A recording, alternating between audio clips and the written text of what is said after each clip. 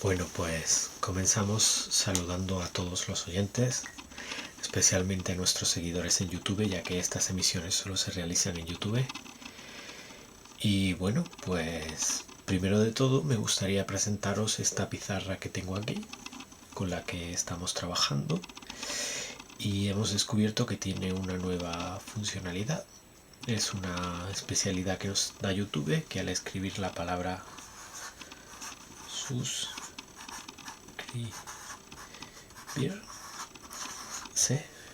podéis pasar el cursor por encima de la palabra e inmediatamente vais a poder suscribiros al canal de YouTube. Antes no sabíamos cómo se hacía esto y acabamos de aprender. Os damos las gracias si os suscribís, solamente si os gusta el vídeo, si no, no hace falta que lo hagáis. Primero porque ganamos un poquito de visibilidad y puede llegar nuestro trabajo a más gente. Y luego también porque estamos intentando llegar a tener 1000 suscriptores. En el momento en el que tengamos 1000 seguidores dentro del YouTube, pues podemos comenzar a hacer un trabajo un poquito más serio. ¿De acuerdo? Pero bueno, seguimos con los cuentos tranquilamente. Bien, dicho esto, voy a presentaros el capítulo con el que voy a trabajar hoy. Ya hemos hecho un capítulo anteriormente que está colgado en internet, donde hemos estado explicando el principio del cuento de los 7 mendigos, donde estaba la introducción. Si queréis, aquí en esta parte de aquí, en este recuadro, podéis ver el vídeo anterior a este, ¿de acuerdo? También me gustaría deciros que la explicación que vamos a dar hoy tiene que ver con la segunda parte del cuento. Por tanto, si antes de escuchar la explicación queréis escuchar el cuento para que tenga un poquito más sentido, pues igualmente podéis hacerlo en esta parte de aquí. Bien. Muy bien. Otra cosa también importante antes de seguir adelante. Para todos los suscriptores, para aquellos que nos escriban un mail, hace falta suscribirse al canal y también mandarnos un mail con vuestro nombre. Os vamos a hacer llegar esto, que es una edición escrita del cuento de los 7 mendigos del Rabbi Nachman.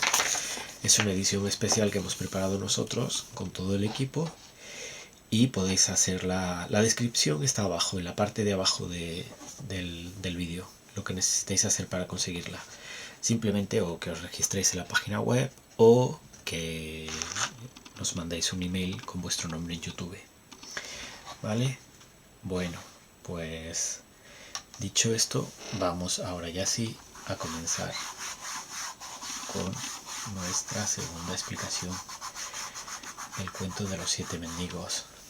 Aunque nosotros estamos intentando explicar el cuento, hay que decir que la complejidad del tema que estamos tratando es mucha. Entonces no siempre vamos a ser capaces de llegar ni a todo el mundo, ni os conocemos, ni sabemos cuál es la formación que tenéis detrás. Muchos de estos conceptos sonarán extraños, pero lo estamos haciendo como para un grado medio avanzado de conocimiento de la tradición hebrea. Si tenéis preguntas, con mucho gusto las resolvemos. Como ya os he dicho, esta es la segunda parte y hoy estamos tratando con los niños perdidos. En el capítulo anterior veíamos que había un rey que quería entregarle el reino a su hijo mientras estaba todavía en vida, se organizaba un gran baile y bueno, podéis ver toda la información que hay en el capítulo anterior. Este cuento comienza diciendo: era en un cierto día, en un país, hubo un gran exilio.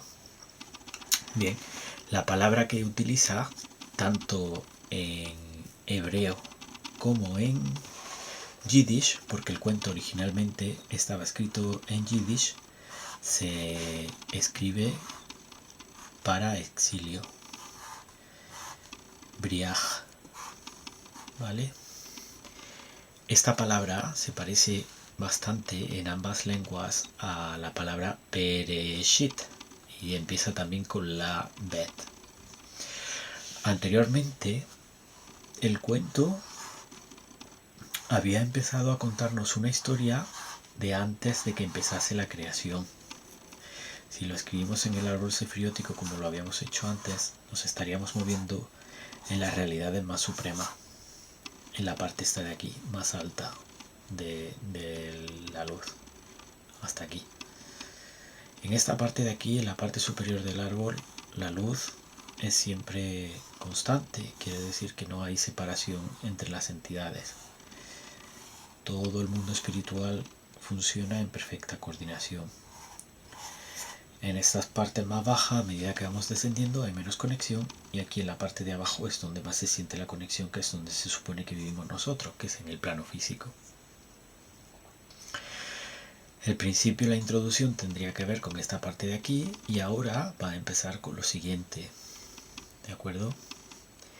Entonces, vamos a ver que los niños se van a perder. Se pierde tanto un niño como una niña. Anteriormente, en el capítulo anterior, solamente había un hijo del rey. Ahora ya los personajes empiezan a ser un niño y una niña. Evidentemente, en el momento en el que entramos en el mundo de la dualidad, que es lo que está empezando a escribir ahora, en el mundo de la creación, que empieza con la letra hebrea Bet, que vale 2, la unidad se ha roto. Estamos justamente aquí pasando, el capítulo de hoy va justamente de esa sefira. Estamos pasando de la parte unida, donde la luz es perfecta, a la parte donde empieza a dividirse y donde empieza a haber dualidad y diferencia de opiniones. Cuando el ser humano se encuentra allí, está completamente unido. El alma humana es solamente una, tanto la parte femenina como la parte masculina.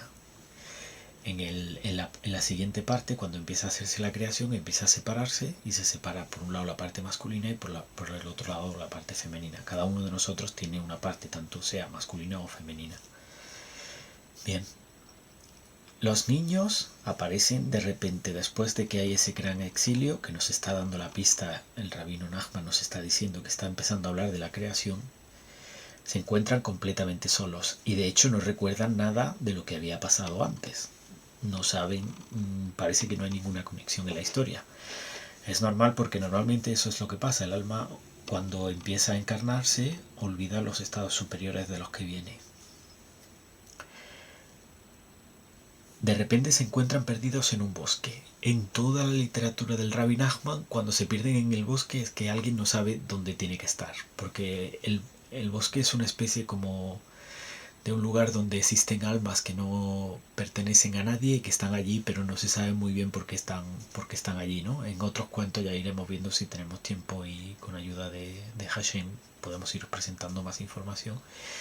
La idea del bosque siempre es un lugar como medio peligroso, donde pasan cosas siempre extrañas.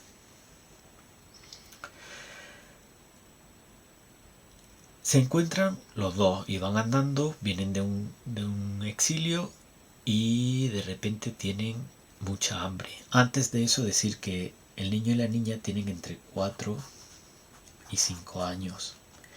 El 4 es un número que siempre en la literatura hebrea tiene que ver con la parte femenina, ¿de acuerdo? ¿Por qué? Porque tenemos 4 matriarcas, 4 esposas de Jacob, siempre el número 4 se va relacionando con la parte femenina. El número 3, sin embargo, se relaciona siempre con la parte masculina. Son 3 los patriarcas que tenemos: Abraham, Isaac y Jacob.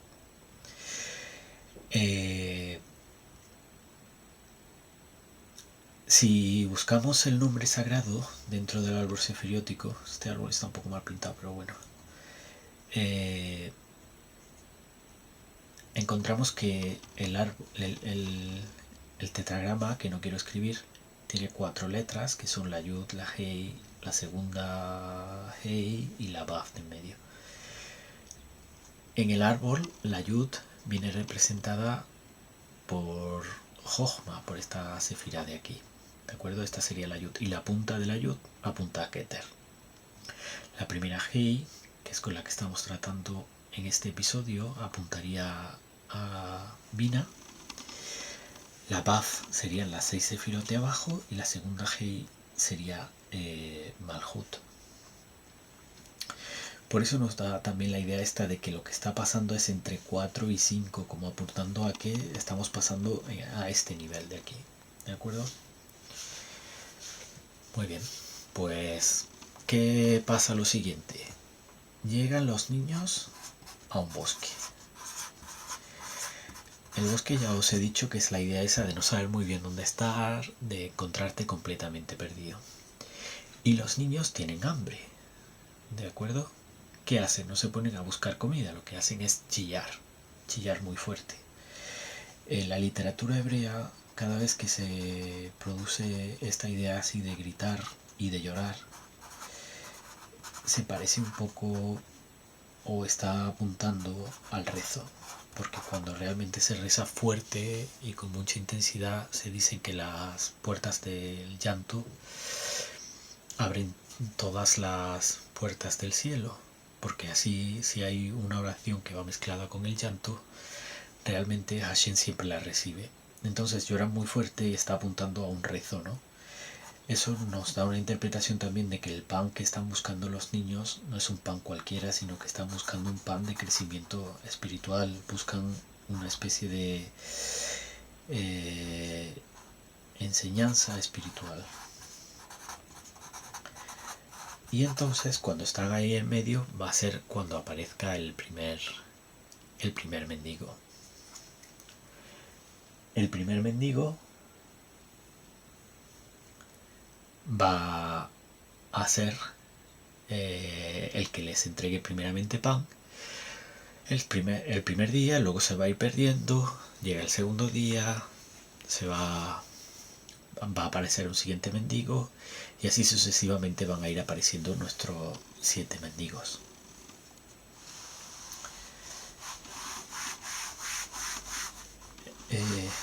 También quiero comentaros que si queréis en la página web os voy a poner el link. Hemos subido también no solamente que os estamos regalando el cuento del Rabbi Nachman, sino que tenemos también una versión original en Yiddish y en hebreo, porque muchas de las palabras que habla están relacionadas con el valor de la palabra en Yiddish. Entonces aquí os pongo el link, ¿de acuerdo? Al original en hebreo y en Yiddish, el doble que existe. Pesa muchísimo porque pesa 48 megas, ¿de acuerdo? Es un archivo que pesa bastante, entonces contad que os hace falta mucho espacio.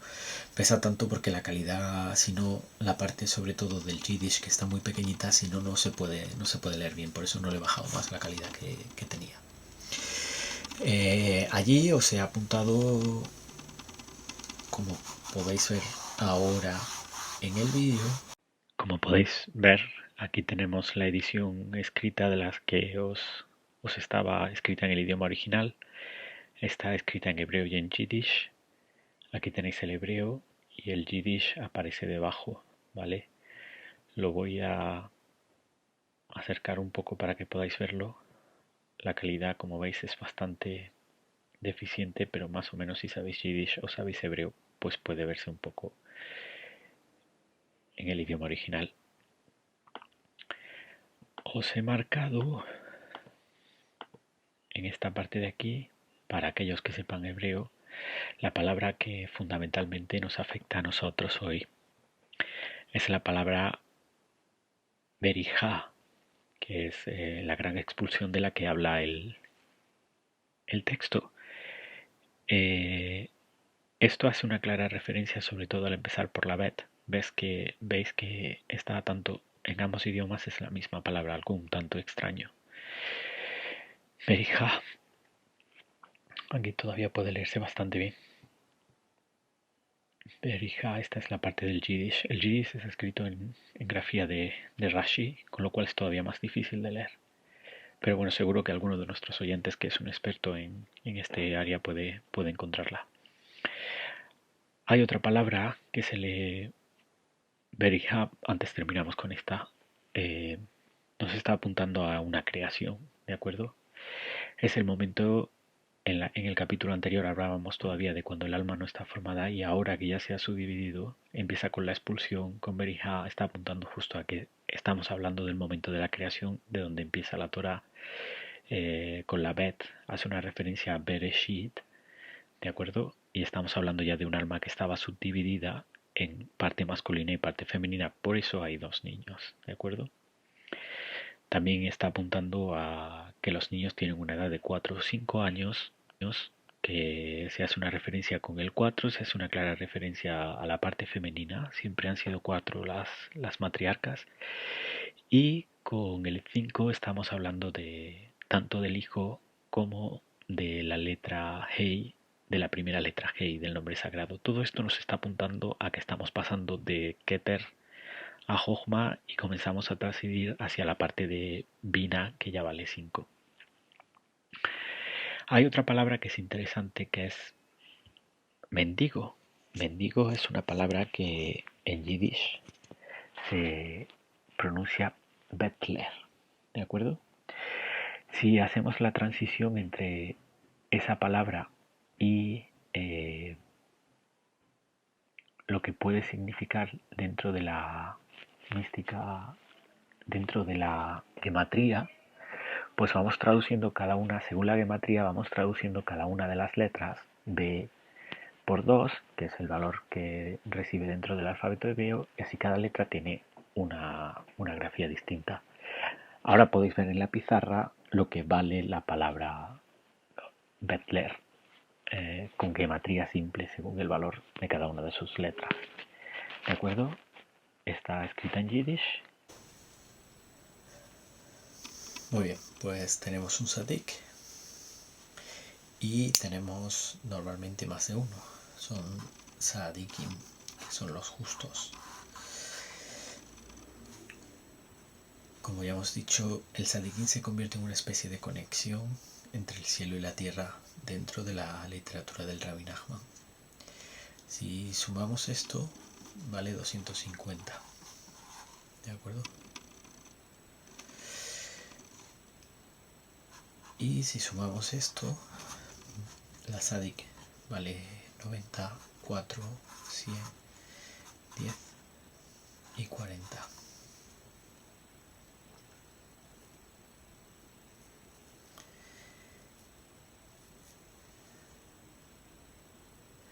Haciendo la suma de todo esto, sale 244.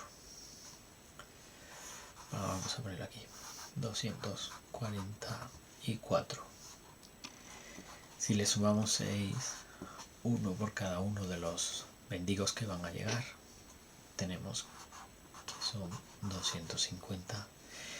Entonces veis que la palabra mendigo realmente lo que está apuntando es a esta idea de Sadik,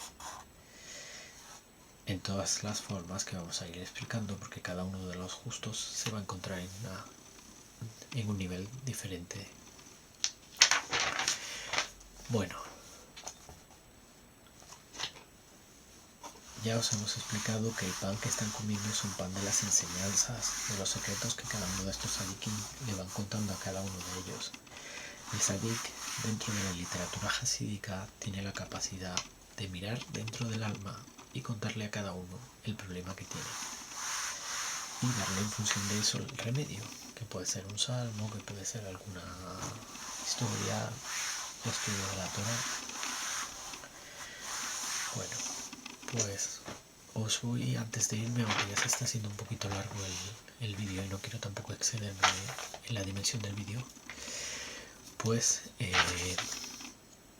van a aparecer, como estamos en la introducción, 7 mendigos.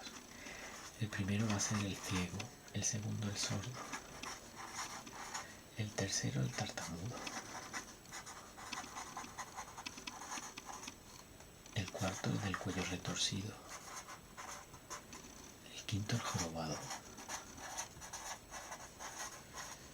y el sexto uno sin manos. Y hay un séptimo que es sin pies pero ese realmente no llega a aparecer dentro del cuento. Cada uno de ellos se va a relacionar con una sefirá.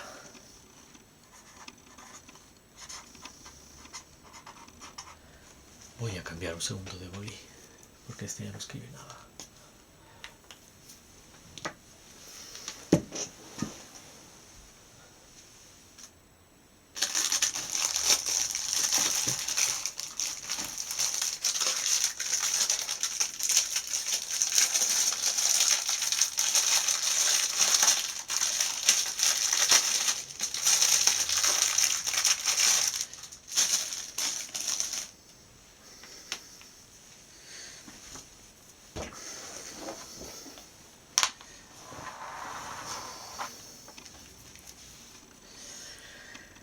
El ciego se va a relacionar. Ay, esto lo pintará un poco.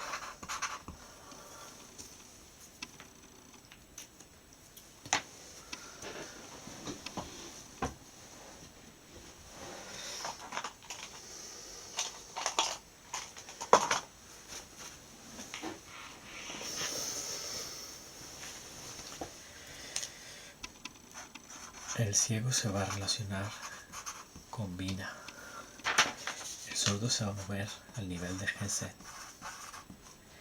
El tartamudo se va a acercar a Gebura, aunque está muy cerca de Tiferet. ¿Vale? El del cuello retorcido va a tener que ver con Tiferet principalmente. El jorobado con Jod y Netzach. ¿Vale? El mendigo sin manos va a ser Yesod. Y el sin pies sería Malhut. Cada uno de estos mendigos tiene también relación con un parsufín, porque según la deficiencia que van presentando, viene a verse que el rabino quería explicarnos que tiene que ver con una serie de luces. La luz de los ojos es una luz que está mucho más alta que la luz de la boca porque se encuentra encima. Además, la luz de los ojos no está comunicada con el resto de los agujeros de la cara, ya que los oídos, la nariz y la boca se encuentran, aunque están a niveles superiores, todos ellos se comunican. La luz de los ojos está por encima de estos. Entonces el ciego evidentemente tiene que ver con los ojos, el sordo va a tener que ver con la luz de los oídos, el tartamudo con la boca. El del cuello retorcido tendrá que ver con un estrechamiento que se provoca en todas estas luces que tiene que ver con el nivel del cuello. Según la literatura del rabino Nachman, tiene mucho que ver con el faraón, ¿vale? Pero esto es otra historia que ya os explicaremos en otro momento. Este es un estrechamiento, y ese estrechamiento de la luz se habla también de que provoca la salida de la barba. Por eso la barba en la literatura cabalística se considera como que tiene destellos de luz, porque se supone que del estrechamiento que tiene la luz, esa que el cuello se hace más estrecho, pues provoca la salida de la barba, y por la barba bajan algunas de las propiedades místicas de este ser primigenio. Luego tenemos el jorobado, que va a tener mucho que ver con el pecho, con el torso. Y luego tenemos el mendigo sin manos, que se relaciona mucho con el miembro masculino, ¿de acuerdo? También pueden asociarse cada una de estas distintos mendigos a algunas de las grandes figuras que aparecen en la Tanaj. El mendigo ciego podría asociarse con Adán.